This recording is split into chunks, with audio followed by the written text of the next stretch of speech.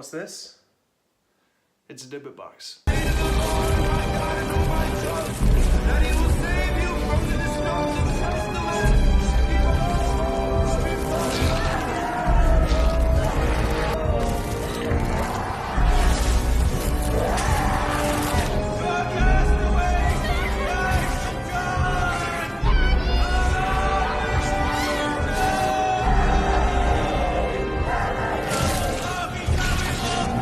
Now, what's known as a Dybbuk is a spirit which moves from the body of one to another once it's completed its job of its goal and whatever it's choosing to do with its malicious intent, which is attached to the Dybbuk box. Now, in 2003, I believe, Kevin Mannis was the one who kind of started the Dybbuk box craze and ended up selling one that he auctioned on eBay, as I believe, as the story goes, it was passed down to him from his grandmother, I believe.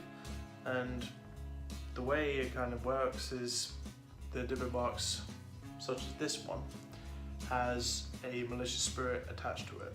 Now, as you saw in the clip at the start of this video, when you saw a clip of the film The Possession, if any of you have seen it, you'll know that that story is based on very such items just like this. Now, personally, when it comes to Dybbuk boxes, I know there might be some of you watching this who just think, you shouldn't touch those, you shouldn't even think about opening these. Well, the thing is, these are made by us. We made these. And these boxes in particular, they have got nothing attached to them, no demonic presence, they've got no evil intentions, the demon's not going to come out and try and kill me or anything like that.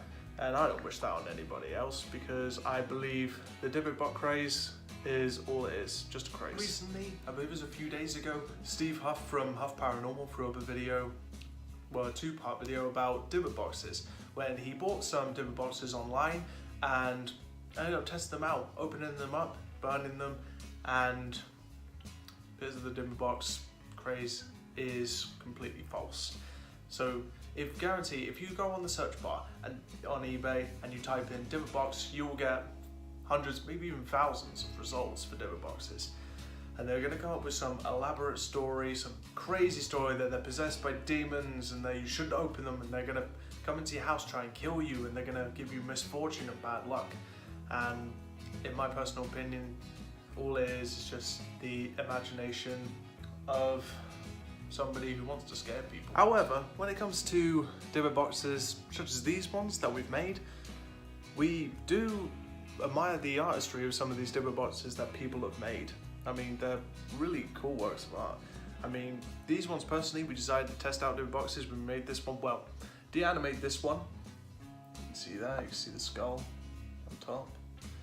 And she made this one. We just went around a few charity shops where we live, or thrift shops, as you call them in America, I think.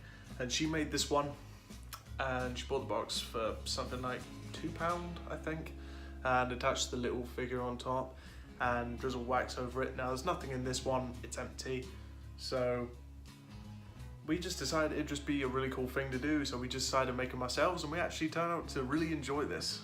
Now, there's a few. This one especially is a bit different, which I'm going to talk to you about. This box in particular is inspired by the idea from Steve Huff for Huff Paranormal, which is an angel box, and I quite like the idea of what he was talking about with an angel box. So instead of having negative Dybbuk boxes, this is an angel box. Now inside this, I've put a little angel with some love notes in there. So things like happiness, family, brother, sister, faith, things like that. Really positive things in there to help inspire people, so people are not afraid to open these, and we can kind of break the stigma that these Dybbuk boxes are evil, all of them's evil, they got evil attached to them. But the only thing is, when it comes to Dybbuk boxes, it didn't even come around until about 2001 or 2003, I can't exactly remember which, when the craze started happening, when all different kinds of boxes were coming out. People were just making a quick amount of money, just putting all these crazy stories up.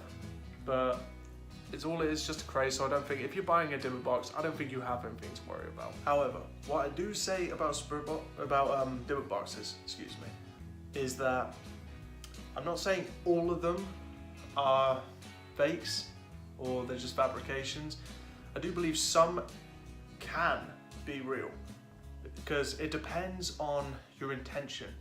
There's a big thing of intention in witchcraft and even in your life. If you believe something's going to happen, you want it to happen, you have to have that intention, you have to have that drive and that intent, it's going to happen. So when you use intention, you can use your intention to create negative things as well as positive things. So I do believe it is possible, but from my experiences with Dybbuk boxes and also from research I've done, I personally do not believe in them, and I think they're just a way for people to make quick and easy money off a scare. Now, when it comes to these Dybbuk boxes, we decided to have the idea we're gonna mass make a lot of these, and we're gonna be selling quite a few of them, I think. So we're gonna be selling them on our Instagram and on our Facebook as well very soon. So we're just gonna come up with a load of really elaborate designs and see what people think of them and see if anybody's interested. So it's a really cool little hobby to have. So it's a really good way of expressing your passion for the paranormal, and also can help with your art skills as well. I mean, I used about 3 different candles on this one. Absolutely love this. The first ever Dybbuk box I've ever made. Well, angel box I should say. But these are just purely for artist expression, and these are just pieces of art. We want to sell them as pieces of art, and if anybody is ever afraid of Dybbuk boxes or has no opinion on Dybbuk boxes, wants to know what they are, I don't think you have anything to worry about. I think they're purely just for artist expression. I think it's a really cool thing to get into. Anyway, enough yapping about Dybbuk boxes. On to part 2 of this video, which is the portal box.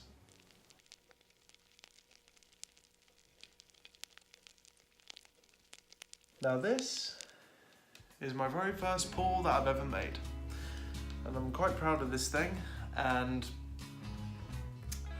I haven't fully tested it out yet. I did a little bit of a test this morning when I was messing about with the pedals and seeing what different kind of effects and noise that I could create, which I'll show you that now.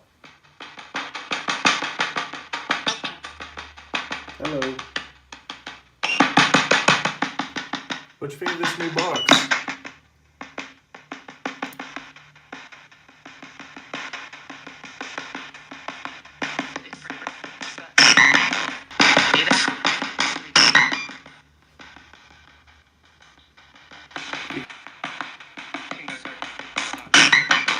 Now, I'm not going to be doing some full in-depth videos with spirit communication with this thing just yet, as I still have to do a few more things with it. So it's about 90% done, and I'm really quite happy with this thing.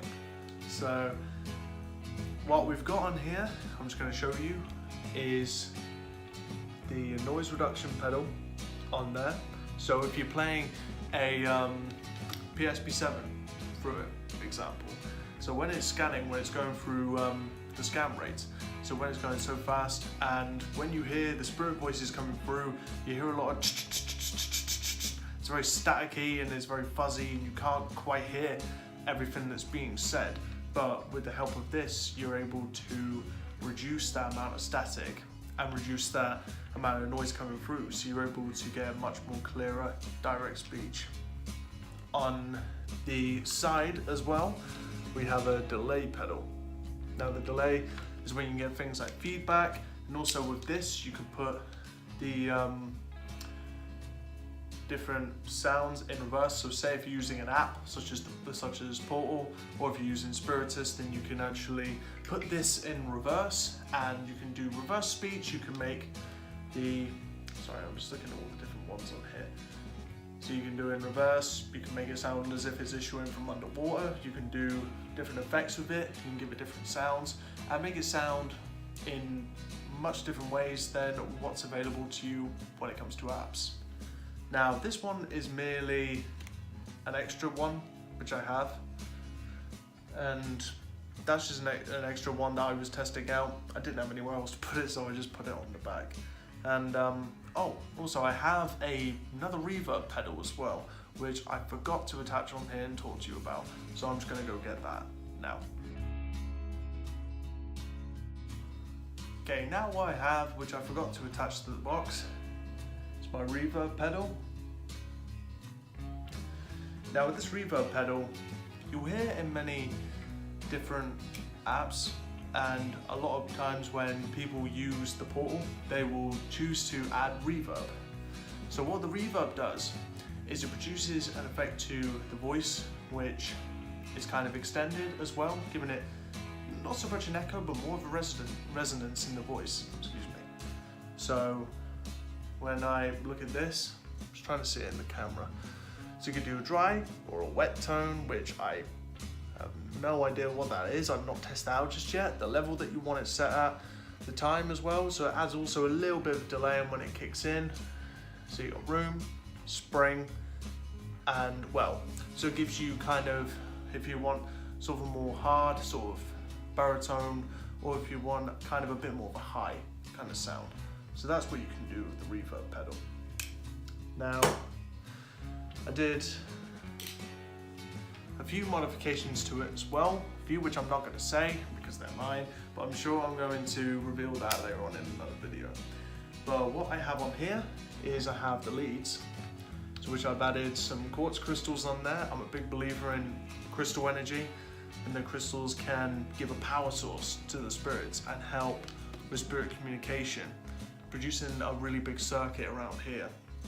Even with the copper, which copper is a very good conductor, so it's believed to be a really good conductor for spirit energy as well.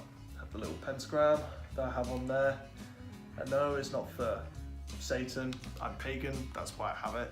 So I thought that was a really nice little touch tab. Now, you don't have to make these modifications if you don't want to, they're not essential.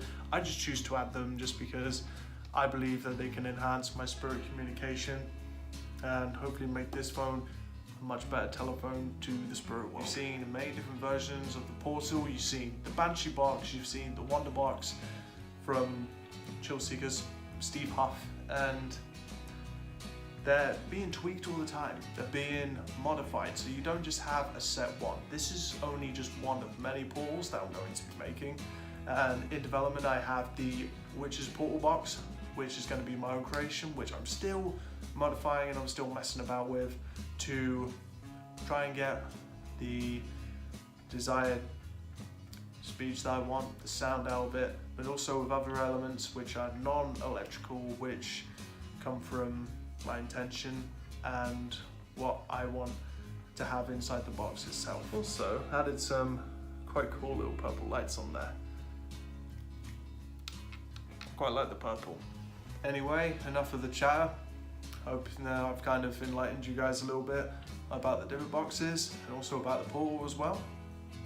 So hope this might generate some ideas, and if anybody's interested in any Dybbuk boxes, or if you have any ideas on what we can do with them, then please give us a message on Instagram or on Facebook and let us know your feedback. Let us know what you think, because we really do value feedback, and whether it's good criticism or bad criticism, in a way it will always help us improve what we do. Now, I'm only going to do another test with the noise reduction because I cannot use the reverb right now, because the attachment which I had to make the reverb pedal work, so the battery for it, because you do need batteries for these, so you need to use a battery pack for those, and unfortunately I don't have that because of reasons, so I'm having to use another power source. I'm having to use batteries for it, which is a bit annoying. But anyway, I'm just going to show you what the noise reduction does and what difference it makes to a device such as the PSP7.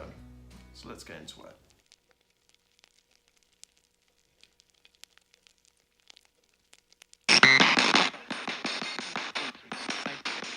Hello?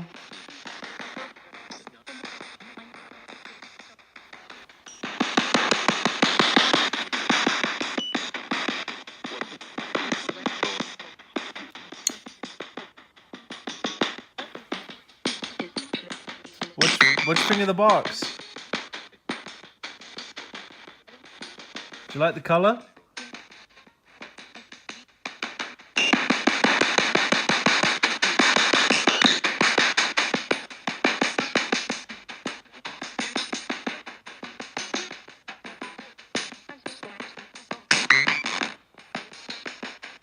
What do you think of these crystals? Do you like them?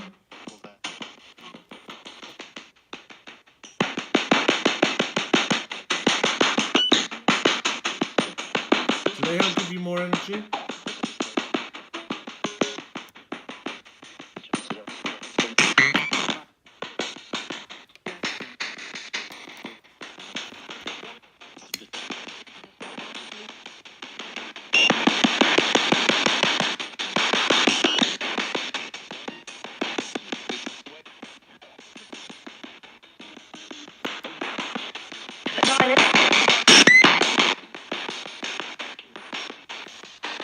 Sorry if it's a bit loud, you guys. Sorry.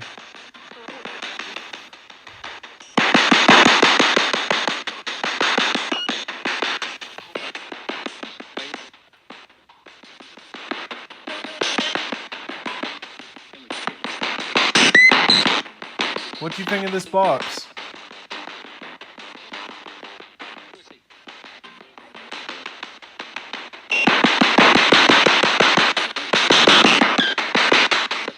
Switch the noise gate off for a minute.